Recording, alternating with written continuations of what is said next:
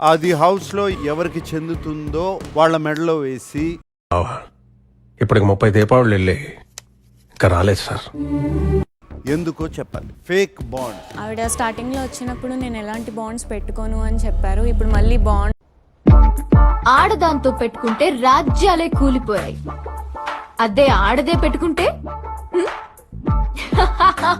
లోకే వెళ్తున్నట్టు అది కూడా కొంచెం ఫేక్ అనిపిస్తుంది సార్.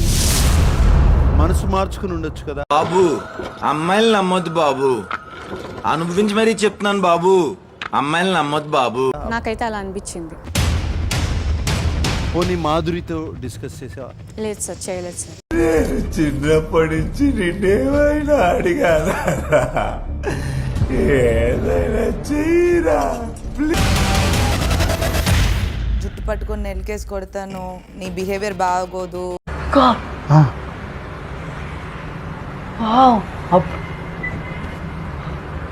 అది ఇది అని చాలా మాట్లాడేసింది సార్. సుమన్ గారు అడిగారు సార్ డబ్బులు ఇమ్మని.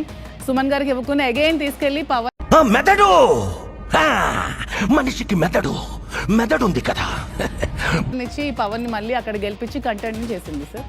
ఇలాంటి విషయాలని బయట చేసి ఉంటే, అంటే బిగ్ బాస్ హౌస్ లో కాకుండా బయట చేస్తుంటే, ఆడు గడప దాటి అడుగు బయట పెట్టిన క్షణమే తల మొండెం వేరవ్వాలా గుర్తుపట్టి నెలకేసి కొట్టేదాన్ని అన్న. మాధురి ఆఖరిసారిగా చెప్తున్నాను, నేలకేసి కొడతా.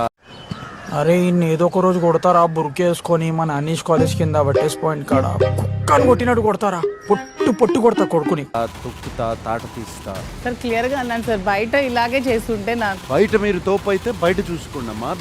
అయిపోయింది, నాకు కథం, నాకు ఇష్టం లేదు. ఎందుకంటే మొత్తం అర్థమైపోయింది, ఈ ప్రపంచంలో ఏమి లేదు. హౌస్ లో కాదు, చూడటం కాదండి, మీరు చెయ్యాలంతే. సరే మీరు ట్రై చేస్తారన్నారంటే అది ఓకే అయిపోయినట్టు.